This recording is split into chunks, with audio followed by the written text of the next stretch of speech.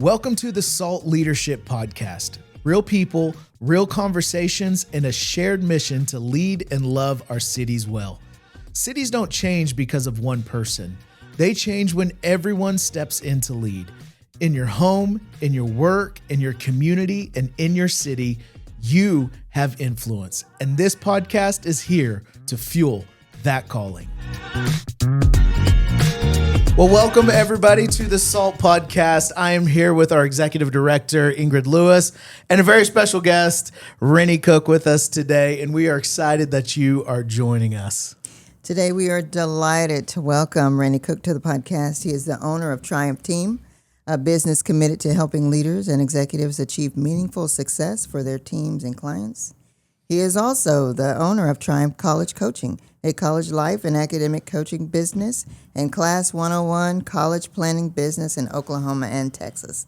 But most of you guys know Rennie as our class facilitator. Yes, sir. And we want to welcome Rennie to the show. Glad Thank you're you very here. much. Yeah. Thank you, guys. I think you're the first person I've ever clapped for. Hey, that's Wow. good. It just felt natural. It I don't did. know why. Let's Sorry. go. Well, I appreciate the pep. No offense to I anybody appreciate else. it. Yeah, absolutely. I don't know why I just felt Absolutely. like clapping there. I'm glad to be invited and just excited to be here with you guys today. Well, great. But before we get started, why don't you tell us a little bit about yourself and your family? Well, that's the most important aspect, right? Is myself and not myself and my family, right? Yeah. I have the most amazing wife ever of almost, goodness gracious, 21 years in May. Yay. So we will be on May 21st. We'll be celebrating 21 years of marriage. Where are you taking her? We are going to the Keys. Nice. Oh, We're going to the Florida fun. Keys. So I've never been. She's been. So we're going to go to Florida for several days. So it'll be fun. Also have teenage daughters, which you can tell by the gray in my beard. 17 and a 14, soon to be 15-year-old. That's a junior. I have a junior at Mount St. Mary, and I have a freshman at Mount St. Mary High School in Oklahoma City. And have a wonderful, wonderful family. Blessed by a family. Live in Norman, Oklahoma. Been in Norman, Oklahoma since I moved to Norman for college in 1992. Oh, wow. So that's been my home for a few decades, and yeah, I love it. Love the life I'm getting to live, and the challenges we're getting to work through. So it's fun. Well, yay. Well, here, let's start here. One of the things that I know about you is that you have had several different careers. Give us a little bit of a snapshot of your leadership journey. Sure. Well, like I said, I attended the University of Oklahoma and received my degree in education. And I had every intent at that point in my life to, go coach basketball, coach golf. I wanted to be a principal, a high school principal. Oh, I didn't know that. Yeah, absolutely. That was my goal.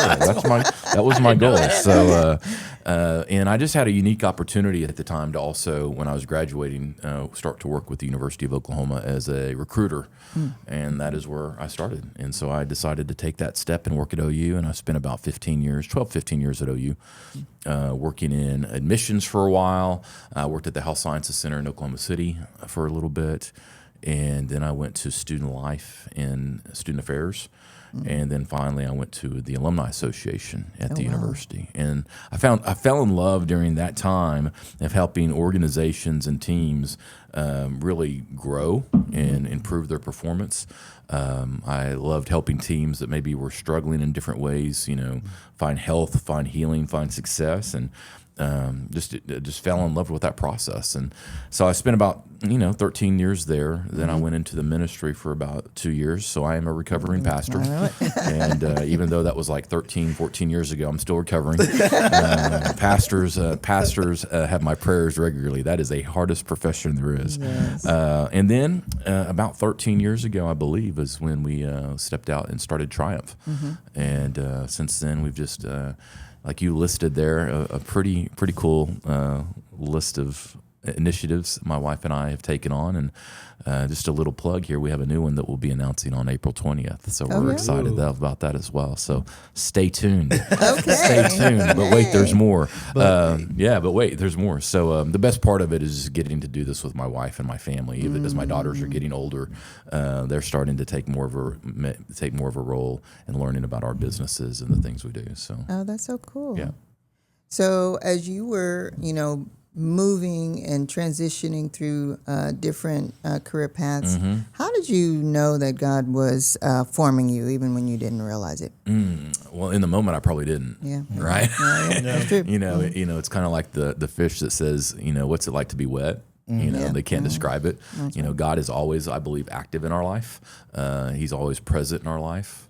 Sometimes it's a silence, but sometimes it's through a loud voice. But he's always shaping us, and he's always molding us and taking us through a process. The most important parts for me have always been community. And not necessarily as an introvert, not necessarily a large community, but having those people that I know can speak into my life in meaningful ways and that I trust, right? That I trust, that are, as Jeremy Kubicek would say, are fighting for my highest possible good. That's right. And those voices of, even since I was a young boy, having those voices and those people that I know can see things that I don't see, that know things I don't know, and that can impart things on me that I don't have. That's always been a critical part of my formation, I believe. That's good. That's good. And so, in those moments where you just kind of felt like, maybe it's time to do something else, or maybe it's time to move in a different direction, how did you hear the Holy Spirit? Was that, through this community, or, was there something else more definitive? That's a great question. I have been blessed with opportunities along the way, and like many people, and I've said no to more than I've said yes to. And I believe, number one, it's through a continuous conversation with God. Yeah. It's not waiting for those moments to come up to where you have to choose a fork in the road. It's the continuous commitment to be in communion and conversation with God. In those everyday moments. That is probably for me in my growth where I've sharpened that frequency of being able to hear his voice or feel his leading and guiding me in a different way. I don't think, and I think it's one of the, when we talk about what we're doing in our SALLT class, I think it's probably one of the most brilliant things that we've started doing, and actually that you've brought to our class, is reading the Bible. Oh, yeah. We can't feel confident about hearing the guidance of the Lord and be biblically illiterate. That's right. And I just don't think those two things go together in a healthy manner, right? And so, spending time in the Word, spending time in that communion, spending time in just sharpening that frequency. But then the third thing is obviously wise counsel. Yeah. There's no better wise counsel than my wife. Yeah, I believe I heard. They always tell the truth, don't they? Every time, whether I want to hear it or not, right? And not even if it's how I want to hear it, right? Stacy is very direct, and I tell people all the time in our 26 or 21 plus years together. I've never doubted whether she loved me or not. I have doubted whether she liked me. And she was sitting here. She goes, "Yeah, because I haven't always liked you every day, right? Because it's marriage is hard. But having those, I just don't believe that God put Stacy and I together to tell us different things. Yeah, I don't. Good. And so Stacy and I have made that commitment early on that we will walk in unity. And when we both feel something different, we'll just pause and wait. There's also times when. I'll lean on her expertise, and I don't feel a guidance in something, and she feels strongly about something, we move in that direction. But even outside of our marriage, having those mentors and those people in our life that we can speak to, every major move has included those things. That's good. Every single one, whether it's my move outside of OU to the ministry, whether it was my move out of the ministry into a private business, starting different businesses. Every single one has involved those things, that communion with God and being grounded in his word, and then having that community. It's involved all those things. You said something too that I think you don't want to just gloss over. Something my wife and I have been talking about a lot is just following peace. That's good. And when you follow the peace, whether it makes sense or not, you can live with the outcome. Even if the outcome is not what you want, when you follow the peace. And just that idea of following peace. And you said something about this constant communication with God. And I used to have this mindset of leadership where it was like, how do leaders just make the decisions like that in that moment? And really, they're not making it in the moment in the sense of like what we think is like they're being just this, I just made this amazing. Yeah. It's like you said, it's this constant communication with God. And I think that's such a piece as leaders is if I'm having a constant communication with God, it's like your wife. Like there's times you know what your wife wants. Nobody has to say anything just because you know her. Yeah. That's good. And I think leadership, that brings so much peace when it comes to the complex challenges that we face in leadership, you know, is that it's not that I have to, it's not this moment that I've necessarily made this massive decision. It was, I've been in constant communication with my creator. Yeah. And so I already know where the peace is at. I'm not trying to find it in that moment. And I think you said it really quickly, like it was just normal, you know, but that's not. And we can bring so much peace in our leadership, in our businesses, in our lives, in our marriages, if we stay in that constant communication, because the more that we know the Father, the more that we know what he wants, where it makes huge decisions, not so big. Yeah. Well, let's dig into that a little bit more and help us to understand the rhythms that you have created in your life that help you become more aware of the presence of God. Sure. Boy, that is a huge question. Let's start off with some softballs.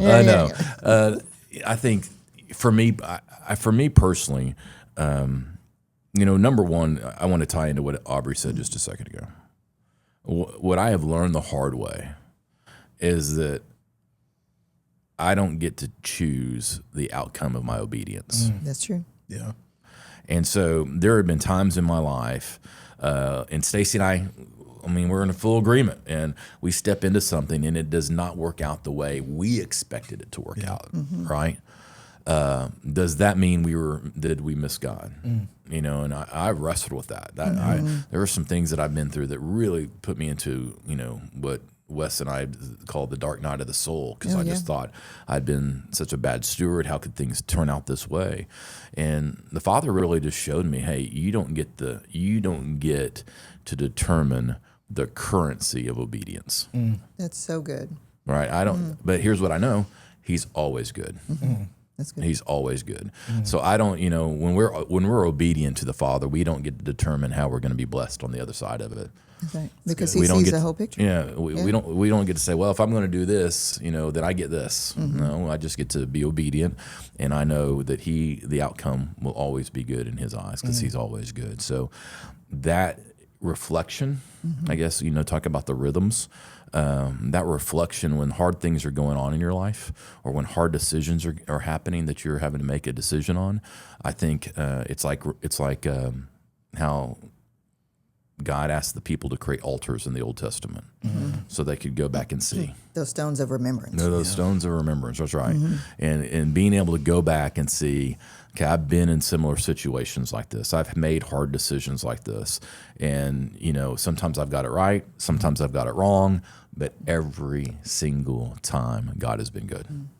Right. And so that is a rhythm that's important for me, is to remember that God knows my heart. Sure. Right. And He knows, and I can't lie to God. I can lie to myself even, but I can't lie to God. And oh my God, you know my heart. It's no ego. There's no pride in this. I feel this is what you're calling us to do, and stepping out in that. I think another rhythm, so reflecting on that, I am big, and I've learned this probably over the last 5 to 10 years. I really am big on a day of no work. Oh yeah, that's Shabbat.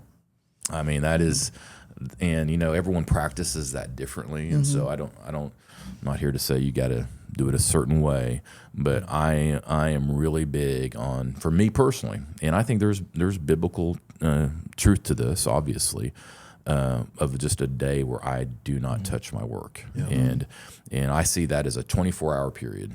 And for me, that's typically Saturday, but I just don't touch it, and I don't. And for me, that's a way for me to just. It's not only a way for me to rest, but it's a way for me to surrender. Yeah. Because as a leader, I'm trying to drive, I'm trying to push, I'm trying to, you know, get everything I can out of every moment. And it's in that moment where I'm able to say, it's not about me. Yeah. Right. I'm willing to good. sit back a day and just not touch anything because I know this is bigger than me and it's more about God. And then there's the other normal rhythm of just, like we talked about earlier, just regular communion. And it's not, I don't believe it's the spiritual disciplines should ever be done out of duty. It should be done out of relationship. That's right. I don't hang out with my kids because I have to. I hang out with my kids because I want to, right? I don't spend time with my wife because I have to spend time with my wife. I spend time with my wife because she's my best friend. You know, I don't in any of the things. And so remembering that our God is relational. You know, he craves the presence of his kids and just his kids turning towards him. And I think that rhythm of regular doing, whether it's prayer, whether it's Bible study, whether it's journaling, whether it's community, whatever those disciplines are, it's doing this not out of a sense of obligation, duty to make me a good Christian, right? But I just love my dad, and I just crave being around him. For me, you know, those are the rhythms in my life that are critical, and when I'm slipping in one of those areas, I can feel it. How did you move? Because when you talk about that, I say it like they're cultivators. That's really what they are. They're to cultivate relationship. But I grew up in an environment where it's like, did you have your quiet time today? And if you didn't, like, I only read one chapter today, not two. You know, like, I'm not a real Christian. That's been a big struggle for me as a leader to shift that. It's not that that stuff is wrong, obviously, but to shift from a performance to a cultivation mindset. How did you do that? Yeah, well, that's a great question. And remember, I'm a performance coach ultimately at the end of the day. Right? I'm helping people live into their God-given purpose and potential. So I'm a performance coach. I see that most, you know, because I experience the same thing. Right? Hey, you do your quiet time. You got to go to church every Sunday, those different types of things. And those are good things. Don't hear me say that's absolutely a bad thing. But, you know, even in the parenting of my daughters, it's helping them realize that we do those things not out of obligation, right? But we do those things because we just love Jesus, and in reminding my daughters, especially, that there is nothing they can do, or there's nothing they don't do that makes Jesus love them more or less. And it's reminding and trying to shift that with them has helped shift me, right? And probably being a father has probably changed me more than anything, because you know, I look at these girls of mine that God gave me, and I'm like, there really isn't anything they could do that would make me not love them. And if I'm a human, how much more so my father? And so, what do I crave more than anything? Just to be with them, their attention. You know, I want their respect. You know, and if I want that, how much more so my father? And so, you know, I think that is what has changed my heart in so many ways, is being a dad, because I didn't have one. You know, you guys have heard that story. I lost my dad at an early age. So when people talk about being fathered by God, I'm like, I don't know what the heck that means. Right? I really didn't have a father figure in my life. I had great mentors and things like that. But when we talk about being fathered by God, and I'll even walk in and I'll talk about being fathered by God. Early on, I had no idea what that meant. And I'm still learning about it. But what that transition look like? You know, that speaks to your identity in Christ. I understand who he says I am. So what did that transition from, I don't know what that means, to I understand fully that I am a son of God? Well, I don't know if I understand fully what that means yet. Okay, that's good. I think that's something I'm growing in. If you do, you're on the next episode. Yeah, right, exactly, right. I think that has been a transformational process for me.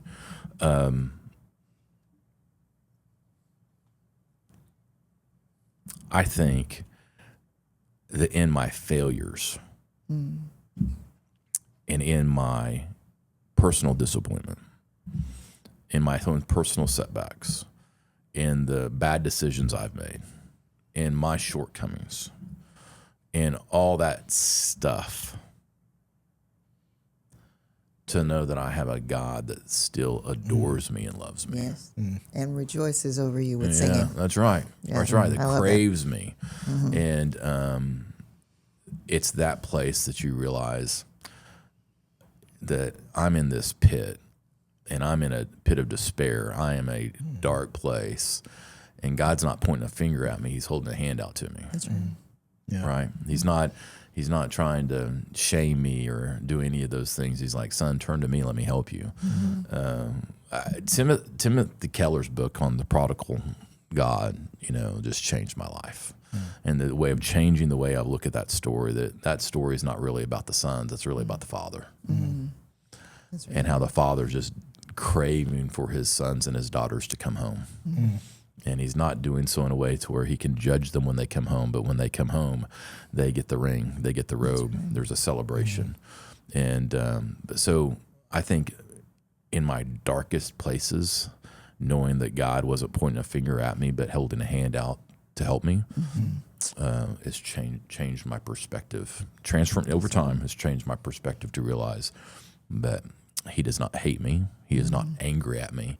He loves me and yearns for me to come back to him. And it's a place I'm always accepted. And it's a table that I'm always welcome to. One of the things that we have heard leaders say is that I love the Lord.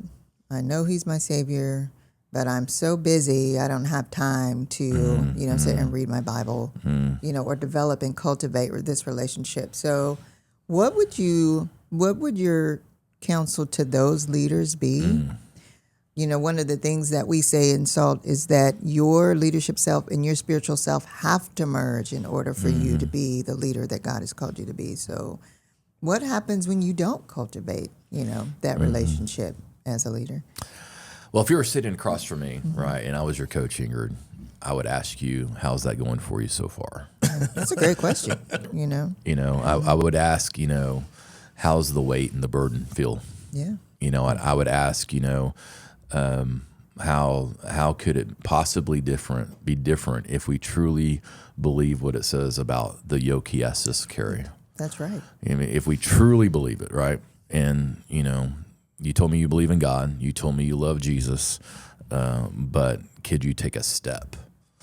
And it's taking a step towards him. Can you take a step by, just driving to work quiet, praying on your commute? Yeah. Can you take a step in, spending some time in the morning, just stopping and having your coffee, and instead of watching Good Morning America and getting stressed out about what's going on in the world, absolutely you do. Absolutely, and you start instead of scrolling your socials, can you take 5 to 10 minutes to get on YouVersion, right? Can you just do small things, And so many times we think about transformation of this big 180 we have to do in life, and that makes it really feel impossible. But is there just small steps you can take? Craig Rochelle, I love what he says. You want to change your marriage? Pray with your spouse daily. That's right. That's one step. One step you can do. You want to change your relationship with God? Get in His Word daily. Right. You want to get in community daily. Right. Just do those little things that make a huge difference. And I truly believe if we take one step towards Him, He takes multiple steps towards us. That's so good. I would add to that too, like what we just watched you articulate, where it was even like tearing up, that the Lord was reaching out, not pointing a finger. Yeah. I often question when people say, I don't have time, because you make time for what's important to you. Yeah. But what makes it important to you? I have to ask, have you really experienced the presence of the Father? That's good. Because there is a version of Christianity that is the performance, the do these things. But man, when you have an experience like that, it changes. It's different. Yeah. You know what I mean? There's, and a lot of people, I think we do all the things, we check all the boxes, but we haven't experienced the deep transformative presence of the Lord. Yeah. And when you experience that, you all of a sudden have time. Everybody quotes that Martin Luther King, like, I don't have time not to pray every day. Right. Well, where do you think that came out of? That's right. That's right. A deep experience like you just described, a genuine experience of the love and the presence of the Father. And so I would also say, if you're a leader, it's you have time because you're making time for other things, but maybe the prayer could be, God, I want to experience you like that. Yes. I want the real thing, you know? I think it's also sometimes asking the question, what makes you a leader? Yeah. Expound on that a little bit. Well, I mean, if what makes you a leader is based on your performance, and what makes you in your leadership being influence, what makes you a leader is that you're a performer and you have to get things done and you have to achieve and you have to do X, Y, and Z. Yeah. Well, you're driven by that. Yep. You become a driven leader, right? But if your leadership is defined by who God says you are, His giftings in your life, and His calling on your life, and His purpose and your plan for your life, well, that's different, right? That's a different reason of why you see yourself as a leader. If you see yourself as a leader because of your position, well, you want to make sure that you're doing your position well. Yeah.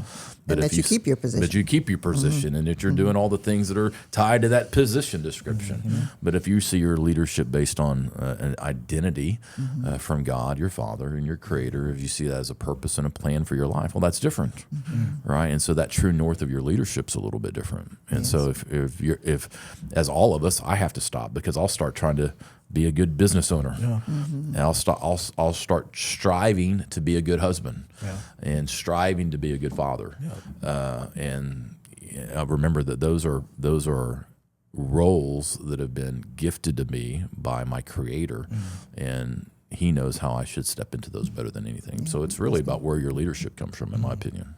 The Lord's really been challenging me on that, like Hebrews 4. It talks about this faith rest.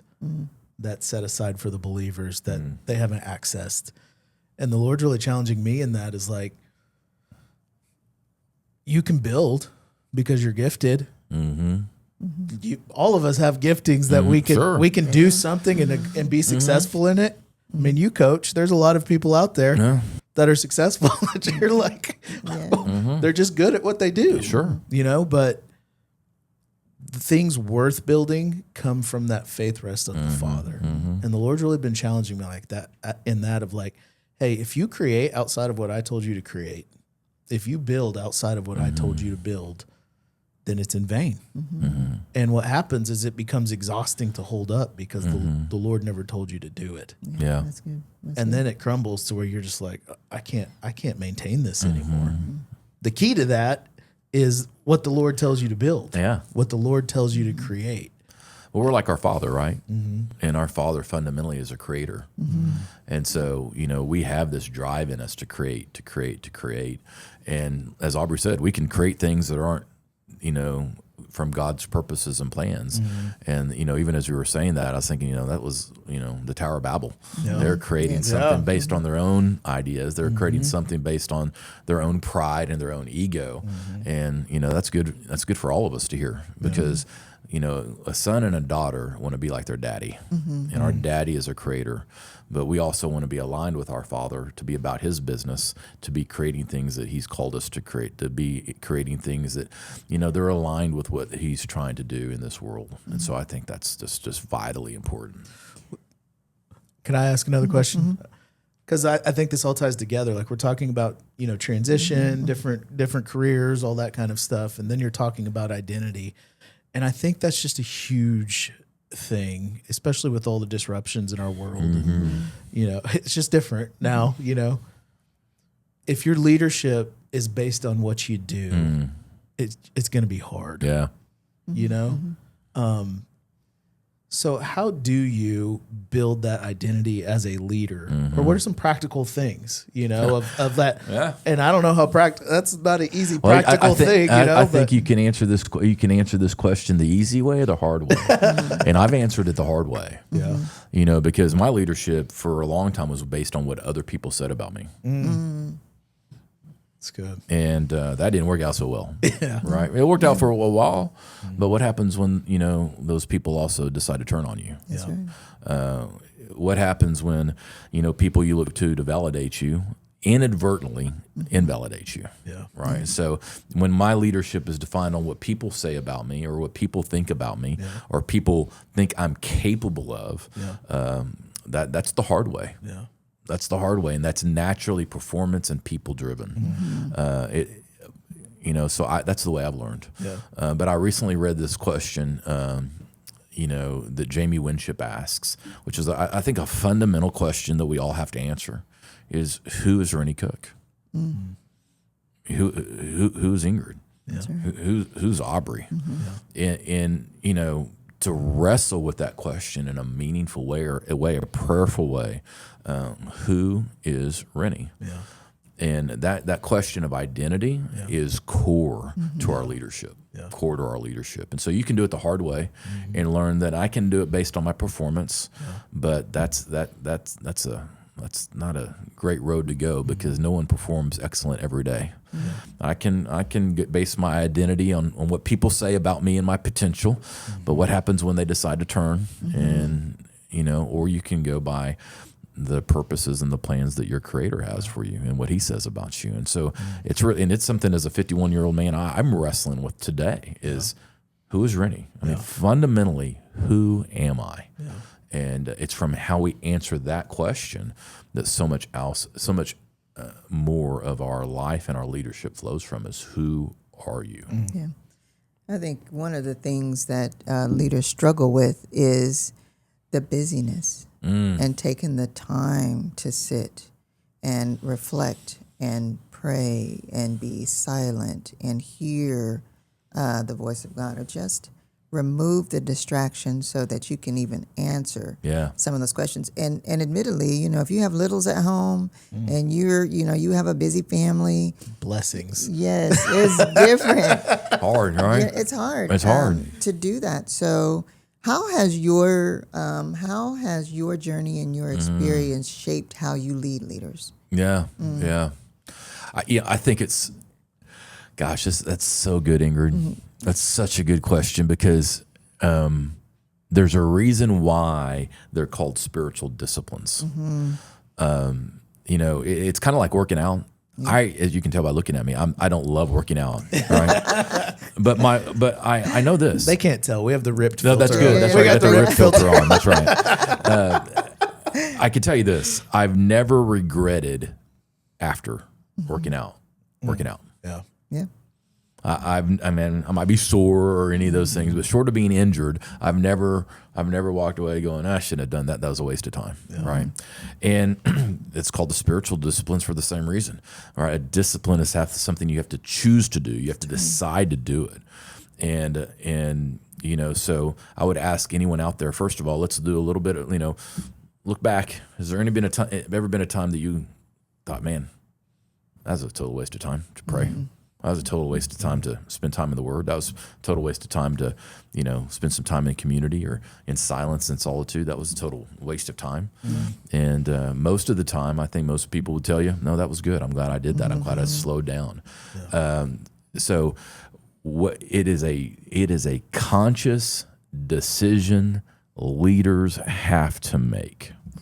If you wait to when it feels right, you might be waiting a long time. And it typically, when it feels right, is now you're in crisis. Yes. And now the things we talked about at the very beginning, am I really hearing God? Because I've never sharpened that frequency. I'm only going in crisis. And it's not that He's not there, because He's there in crisis. But you don't have that sharp frequency to really be tuned into what He feels like He's guiding you and He's pushing you. And now you're starting to get into the Word, which is great. You should be getting into the Word. Now you're starting to get into community. That's great.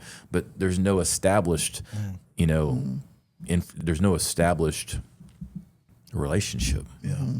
So when you take time to walk through life with people, now people can give you better advice because they know your heart, they know you. And so don't hear me say, man, it's too late. Don't hear me say that. It's not too late. That's right.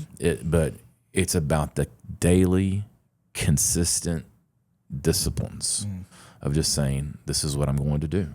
And it's not, listen, small steps of how everything starts. 5 minutes. That's right. Yep. And here's what happened. It's to your point, Aubrey. You know what happens with 5 minutes? You want it to be 15. Yeah. That's right. And then the next time you realize it hasn't been 15. Yeah. It's been 30. Yeah. And whether that's in the Word, whether that's having coffee with, whatever those disciplines are, silence and solitude, you'll look back and go, wow, it was an hour. Yeah. Right. And it's just, and what happens is it's just like anything else. You start feeding it, it starts getting hungry. Yeah. That's right.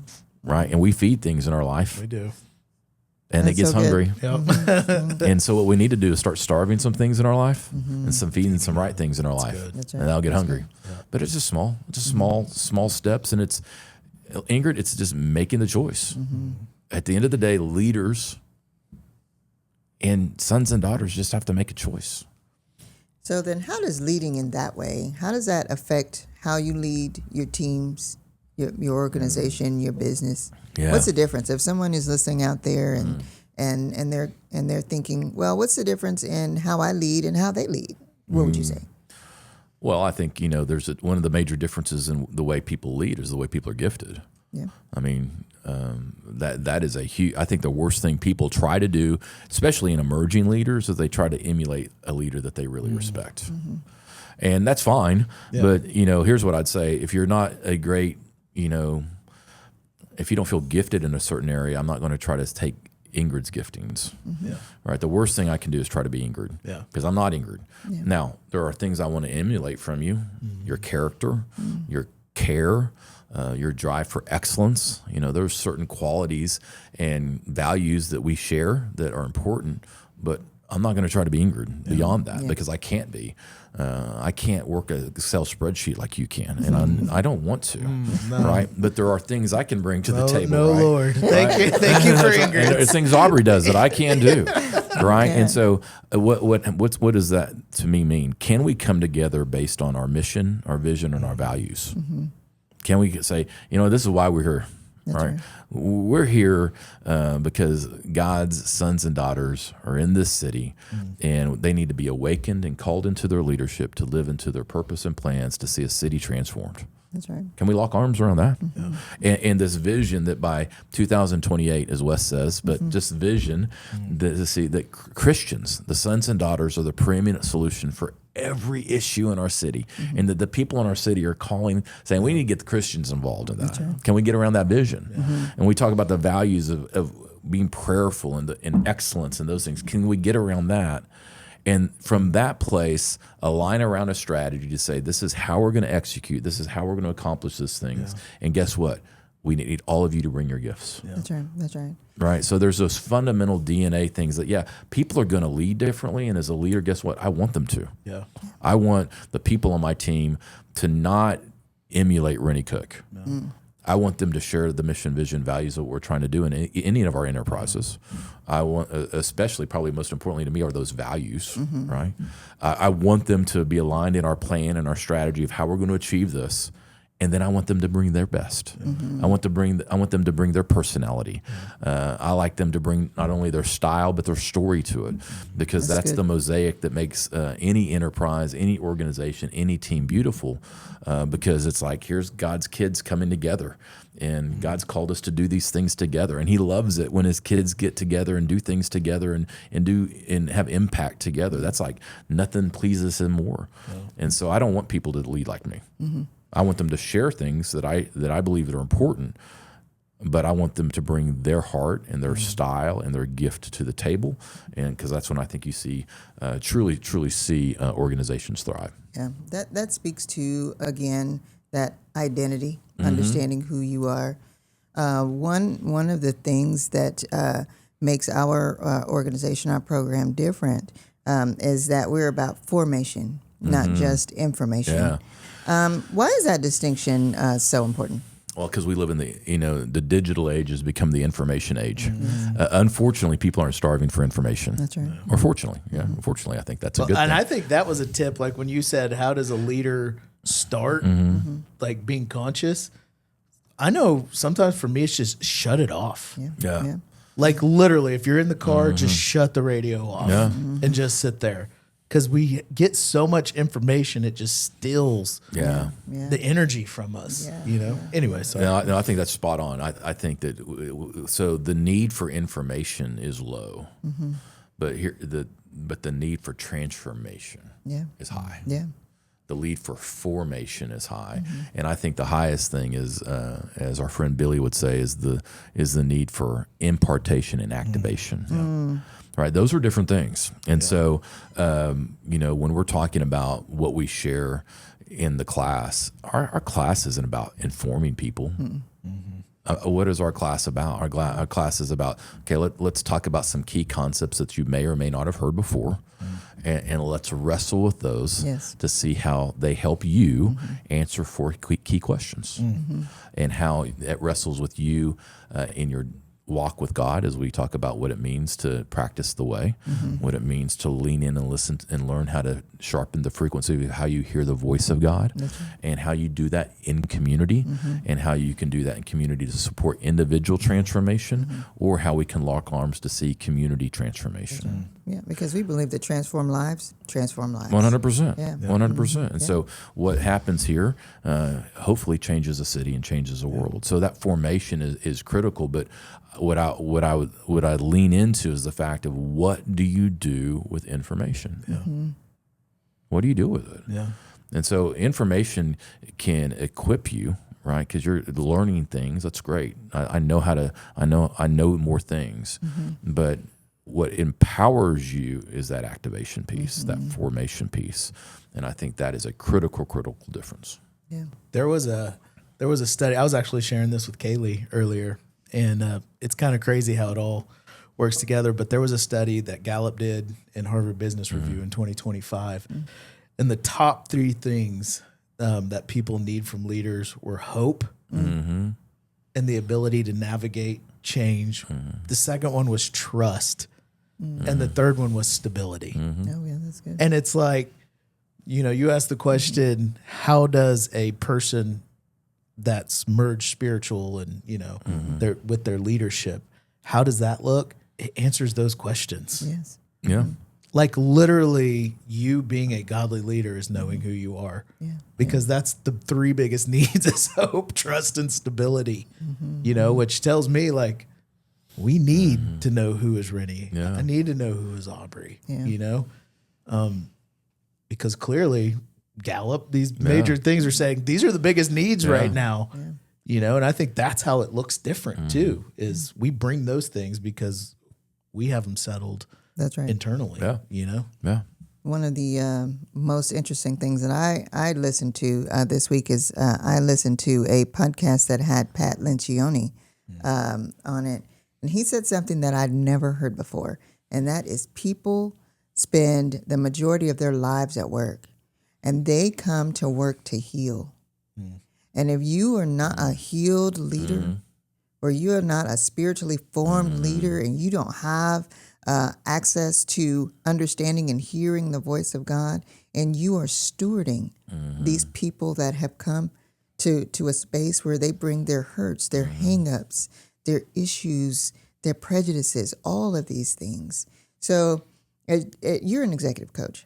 How do you see spiritually formed leaders showing up in the workplace, realizing that they're going to be managing all these people that come in and bring all of these things with them? I think that tied to that question is what people are craving more than anything. Well, maybe more than anything is a little extreme, but they're craving it, and that's belonging. Yes. Tons of research on loneliness, tons of research on just people feeling isolated. And a number one place they're going to try to find that is in their work. It could literally be a competitive advantage for people retaining talent to create a strong culture and a strong sense of belonging. But it begins with the leader bringing that in themselves first, right? To your point, Aubrey, if I'm struggling with hope, I can't deal hope. That's right. And, and if I'm struggling, with, my character, it's going to be hard to be a person of character that my people need. So the first thing we have to do is lead ourselves. I think is always important. Learning, taking time to continue to grow and learn about yourself. I think the other thing is presence. Presence with your people matters a ton. I love what early on, one of the things I learned, I read from John Maxwell, is that leadership walks slowly through the halls.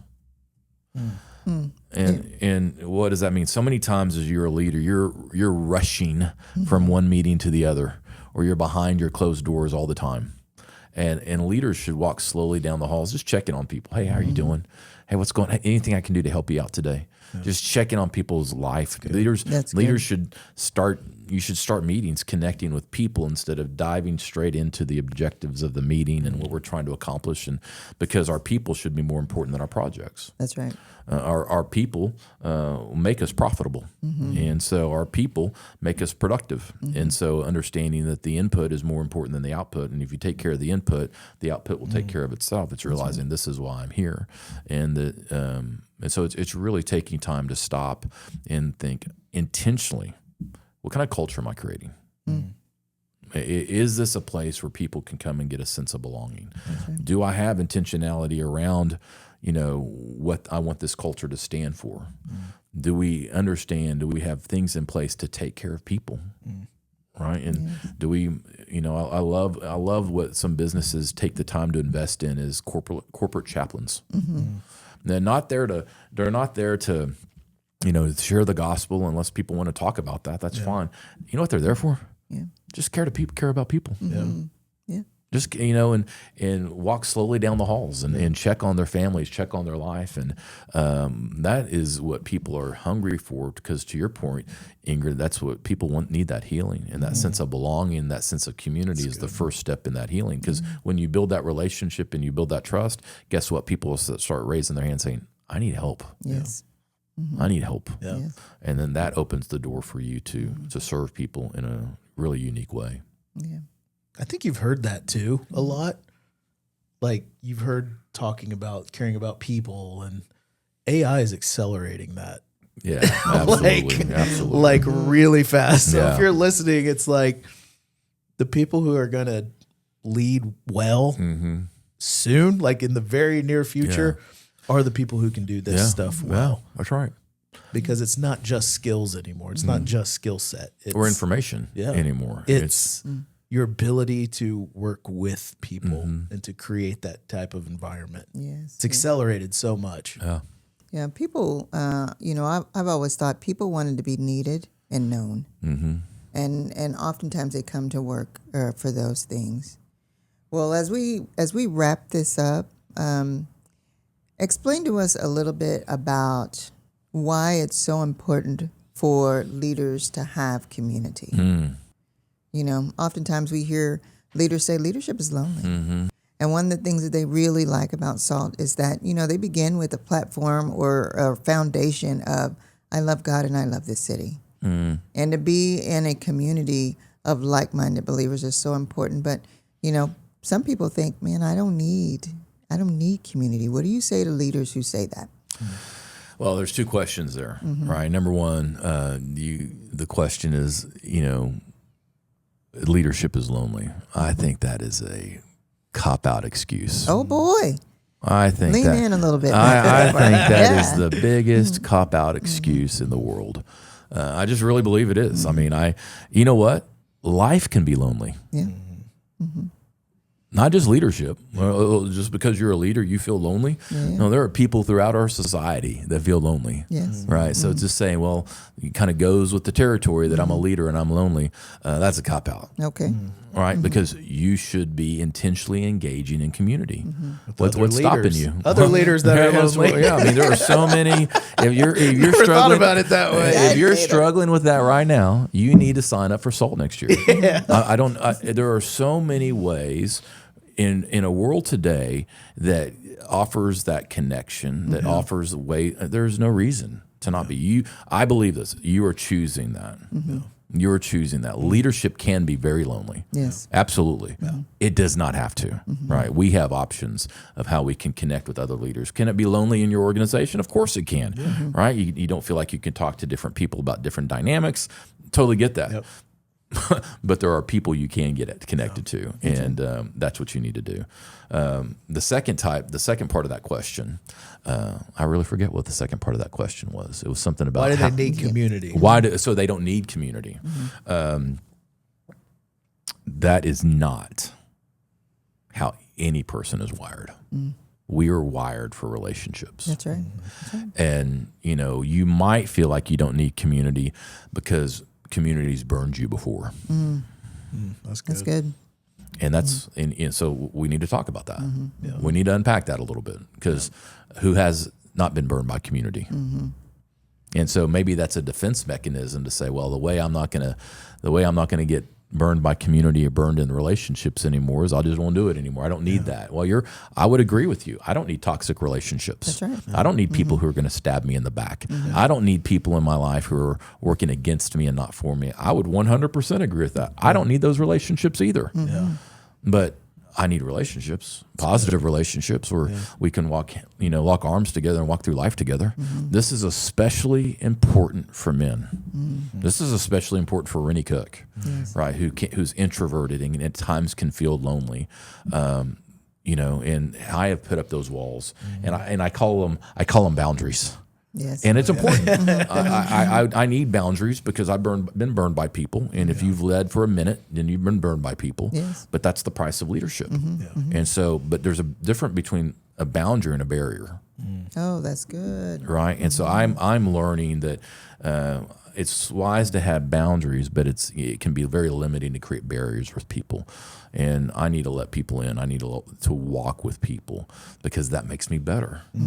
Right. So, I mean, yes, 100%.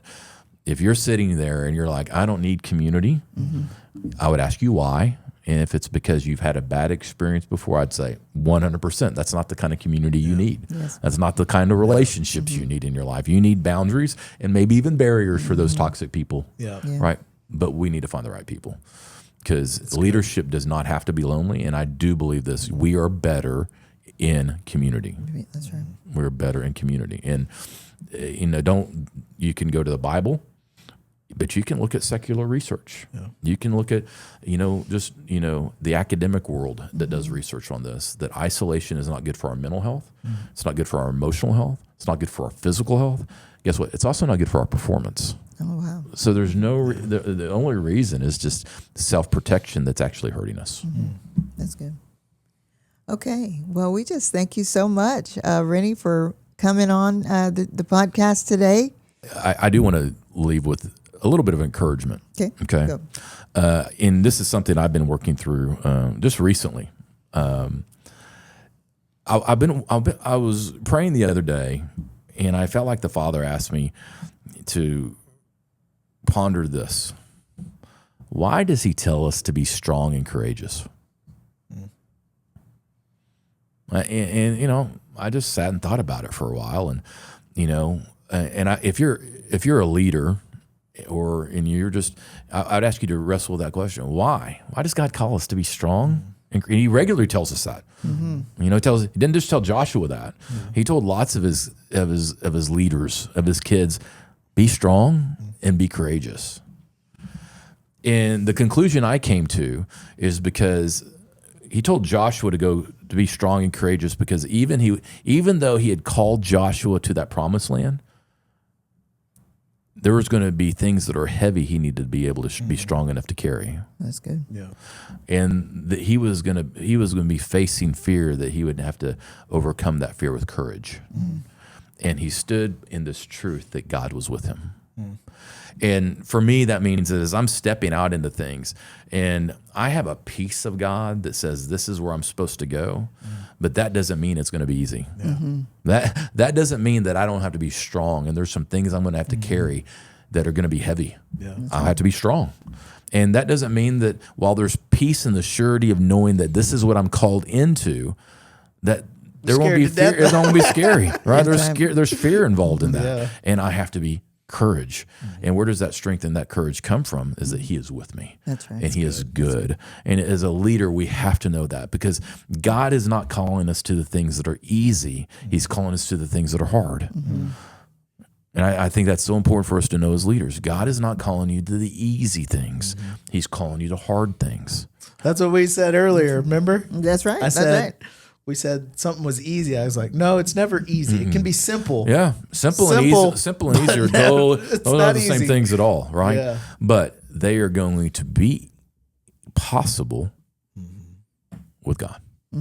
Where they would be impossible without Him. Though when you're stepping into that place, we're like, boy, this is heavy, and boy, there was fear, and I still have peace about this is the right way to go, but man, it's scary, and man, it's a lot to carry. I believe you're stepping into that place that says, there's no possible way I could do it by myself.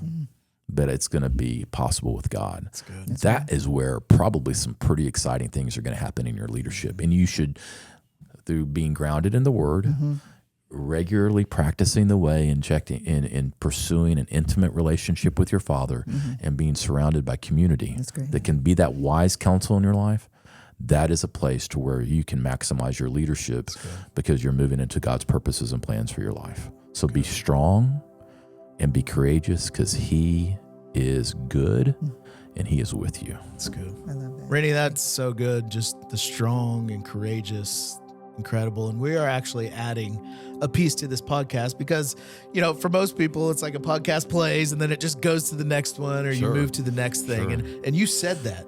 What do you do with the information? And that's something that we're trying to do with this podcast, is to give some time. So would you just pray? And I'd love to. And then we want to encourage the listeners just to take some time. We're going to leave this music on for a little bit and just reflect. Reflect on what it is that we've talked about today. That's great. Thank you. Heavenly Father, Jesus, Holy Spirit, we just invite you to this moment. And we quiet ourselves. We quiet our minds and we quiet our bodies. And we would just reflect on you. Reflect on a good, good Father who loves us and adores us, who seeks us out. We reflect on a Lord and Savior, Jesus Christ, who came and died for us and made so many sacrifices, ultimately his life to serve us. And we reflect on the Holy Spirit who is here with us to comfort us and to counsel us and to guide us. So, Lord, based on what I've heard today, what would you say to me?